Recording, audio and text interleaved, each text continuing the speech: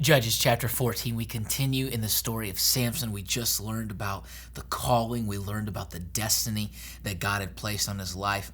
Now he is growing up. He's a young man, and we're going to learn about some dangerous desires that he has. And this will be a pattern in the life of Samson that we need to learn from and be aware of in our own life.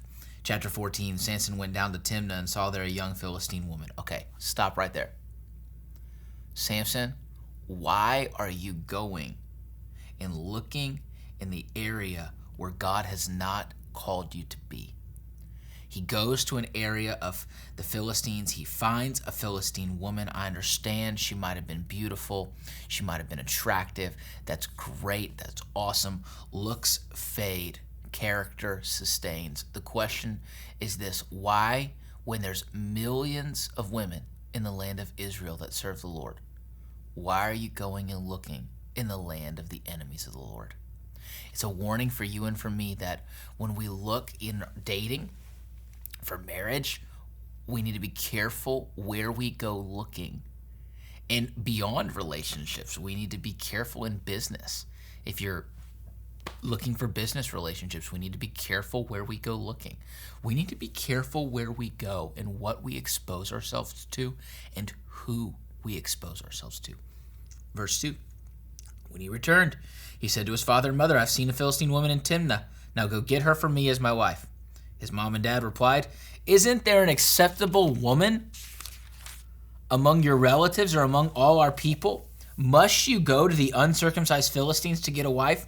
Valid question. His parents give him some wise counsel. They say, of all of Israel, is there not one woman who's acceptable for you, Samson? Why do you have to go to people who don't serve the Lord? So often, and I don't mean for this to come off as harsh, but there's something that I see, especially amongst young people, is they get tired of waiting on God to bring the right person into their life, and so they will go seek out people to fill a void inside of them that only God can meet. And they'll seek out people that don't serve God and don't love God, and they think that it'll all just work itself out. Respectfully, sometimes, especially ladies, they will say, well, he'll come around. He'll love Jesus. He'll get there. And the reality is, I've talked to many young women. If he doesn't love God more than he loves you, you're going to run into challenges in the future. Don't bet your future that he might maybe decide one day to love Jesus. If he doesn't love Jesus, then he won't love you right. And the reality is this: if he doesn't love Jesus, then right now, he's not worth your time. She's not worth your time, guys. Samson is making a huge mistake right now. But Samson said to his father, get her for me. She's the right one for me. Okay, so two things right here. One, he's not listening to counsel. He is not honoring his mother and father, the fifth commandment that comes with the promise, obey your parents that you will live a long life. He is not honoring mom and dad and the counsel that they bring into his life. Young adults, teenagers, hear my heart. I know it's not fun. I didn't like to listen to my parents, but the reality is this: mom and dad, they've got some wisdom. They've lived life. And a lot of the counsel that they give you is not because they were perfect. It's because they've gotten it handed to them too in their life. And the reality is this: we all make mistakes. But the heart of a parent is to share with their kids things so that they will not make the same mistakes that they did.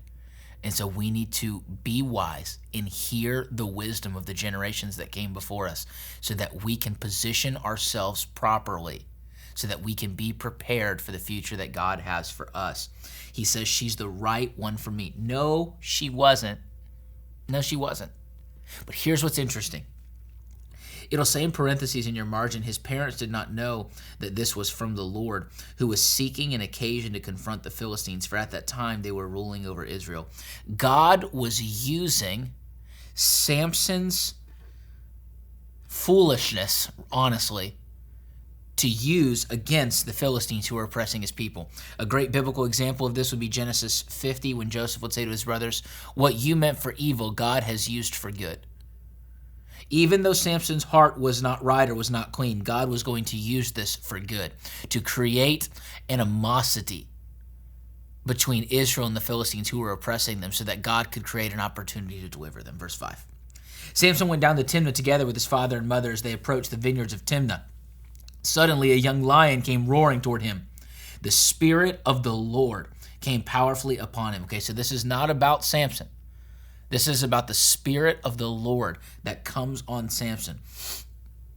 The same power that raised Christ from the dead lives in you and me. The Spirit of the Lord is active and at work in your life and in my life. And so we see God move. He tears the lion apart, it says, with his bare hands, like he might have torn a young goat. But he told neither his father nor his mother what he had done. Then he went down and talked with the woman, and he liked her. Sometime later, verse 8, when he went back to marry her, he turned aside to look at the lion's carcass, and in it he saw a swarm of bees and honey. Okay, now this gets fun. This is really interesting because there's all sorts of pictures. This is a real story, but there's all sorts of pictures that God uses in it. It's pretty sweet. So the Bible tells us that the enemy roams around like a roaring lion seeking whom he may devour.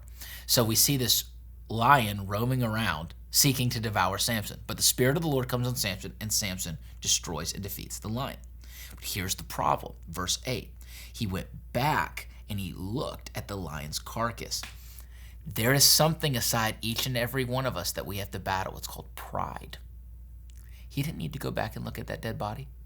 I remind you, he had a Nazirite vow. He would not drink any fermented drink. He would not touch anything dead or unclean, and he would not shave his head. He is going back to look at something that is now dead and unclean. He is going back and he's looking at what he did with his bare hands, and he's probably fighting in his own mind, reliving the glory days. Oh, I remember when I did this. I remember when this happened. And it says that when he gets there, he saw a swarm of bees and some honey inside the carcass.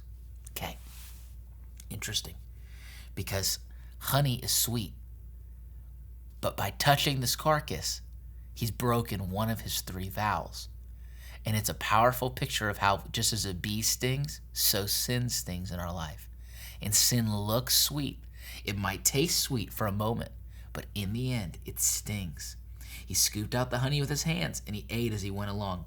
When he rejoined his parents, he gave them some, and they too ate it. But he did not tell them that he had taken the honey from the lion's carcass. Why? Because he knew what he had done was wrong. And so not only did he do something wrong, he exposed his parents to something that was unclean, and they were unaware. It's crazy, crazy, crazy. It's a warning for you and for me that we can expose other people in our lives to things that are unclean by what we consume and what we take part in our own life. Verse 10. Now his father went down to see the woman, and there Samson held a feast as was customary for young men. When the people saw him, they chose 30 men to be his companions. Let me tell you a riddle, Samson said to them. If you give me the answer within the 7 days of the feast, I will give you 30 linen garments and 30 sets of clothes. If you can't tell me the answer, you must give me 30 linen garments and 30 sets of clothes. Tell us your riddle, they said. Let us hear it. He replied, out of the eater, something to eat. Out of the strong, something sweet. For 3 days they could not give the answer. On the 4th day they said to Samson's wife, coax your husband into explaining the riddle for us, or we will burn you and your father's household to death. Did you invite us here to steal our property? Okay, so they threatened Samson's wife and her family to kill them if she doesn't tell them the secret of this riddle. Verse 16, then Samson's wife threw herself on him, sobbing, you hate me. You don't really love me. You've given my people a riddle, but you haven't told me the answer. I haven't even explained it to my father and mother, he replied, so why should I explain it to you? She cried the whole 7 days of the feast. So on the 7th day he finally told her, because she continued to press him. She in turn explained the riddle to her people. Before sunset on the 7th day, the men of the town said to him, what is sweeter than honey? What is stronger than a lion? Samson said to them, if you had not plowed with my heifer, you would not have solved my riddle. Then the Spirit of the Lord came powerfully upon him. He went down to Ashkelon, struck down 30 of their men, stripped them of everything, and gave their clothes to those who had explained the riddle. Burning with anger, he returned to his father's home, and Samson's wife was given to one of his companions who attended him at the feast. We see the beginning of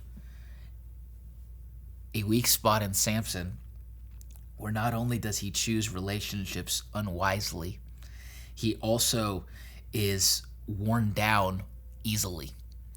And we see this little glimpse of him being wooed into giving an answer of a secret. And we'll see this again in chapter 16 with Delilah. I'm of the opinion that the Bible shares this story with us to show you and me for our own lives that before there is a mighty fall in the future, there are little falls all along the way, or pitfalls, if you will.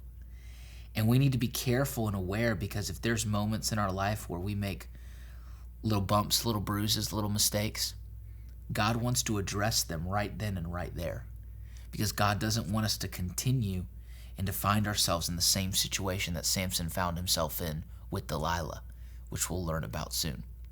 My prayer for us is that we would be men and women who would be in wise relationships, surround ourselves with the right people. There's the people that we do life with, they need to be godly. And then there's the people that we minister to. Though that's our mission field. That's the people that God has called us to help lead to Christ.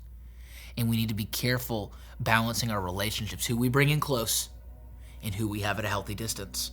We love all people, but we use wisdom and discretion with relationships. It is written, the proverb, discretion will preserve you. May you and I be preserved by the discretion of heaven. Be blessed today.